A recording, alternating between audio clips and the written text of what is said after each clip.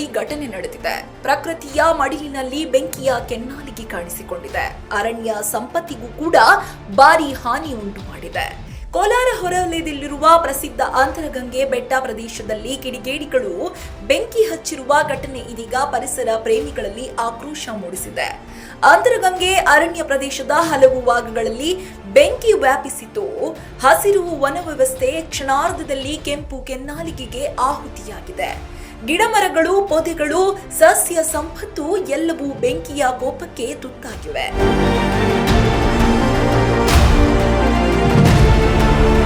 ಸ್ಥಳೀಯರ ಮಾಹಿತಿ ಪ್ರಕಾರ ದುಷ್ಕರ್ಮಿಗಳು ಉದ್ದೇಶಪೂರ್ವಕವಾಗಿ ಬೆಂಕಿ ಹಚ್ಚಿರುವ ಶಂಕೆ ವ್ಯಕ್ತವಾಗಿದೆ. ಬೆಂಕಿ ಬೇಗನೆ ಹರಡಿದ ಪರಿಣಾಮ ಅರಣ್ಯದ ದೊಡ್ಡ ಭಾಗಕ್ಕೆ ಹಾನಿಯಾಗಿದೆ ಎನ್ನಲಾಗ್ತಿದೆ. ಘಟನೆಯ ತೀವ್ರತೆಯನ್ನ ಅರಿತ ತಕ್ಷಣ ಅರಣ್ಯ ಇಲಾಖೆ ಸಿಬ್ಬಂದಿ ಹಾಗೂ ಅಗ್ನಿಶಾಮಕ ದಳ ಸ್ಥಳಕ್ಕೆ ಧಾವಿಸಿ ಬೆಂಕಿ ನಂದಿಸುವ ಕಾರ್ಯದಲ್ಲಿ ತೊಡಗಿದ್ದಾರೆ. ಗಂಟೆಗಳ ಕಾಲ ಶ್ರಮಪಟ್ಟು ಬೆಂಕಿಯನ್ನು ನಿಯಂತ್ರಣಕ್ಕೆ ತರುವ ಯತ್ನ ಮುಂದುವರೆದಿದೆ. ಈ ನಡುವೆ ಅರಣ್ಯದಲ್ಲಿ ವಾಸಿಸುವ ಪ್ರಾಣಿ ಸಂಕುಲಕ್ಕೆ ಭಾರಿ ಆತಂಕ ಎದುರಾಗಿದೆ. ಸಣ್ಣ ಪ್ರಾಣಿಗಳು, ಪಕ್ಷಿಗಳು ತಮ್ಮ ವಾಸಸ್ಥಳ ಕಳೆದುಕೊಂಡು ಅಲೆದಾಡುತ್ತಿರುವ ದೃಶ್ಯಗಳು ಮನಕಲುಕುವಂತಿದೆ. ಕೆಲವು ಪ್ರಾಣಿಗಳು ಬೆಂಕಿಗೆ ಆಹುತಿಯಾಗಿರುವ ಸಾಧ್ಯತೆಯೂ ಇದೆ ಎಂಬ ಭೀತಿ ವ್ಯಕ್ತವಾಗಿದೆ.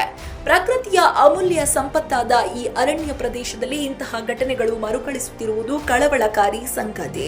ಅಂತರಗಂಗೆ ಬೆಟ್ಟ ಕೇವಲ ಪ್ರವಾಸಿ ತಾಣವಲ್ಲ, ಅದು ಜೀವ ವೈವಿಧ್ಯದ ಆಶ್ರಯ ಸ್ಥಳ.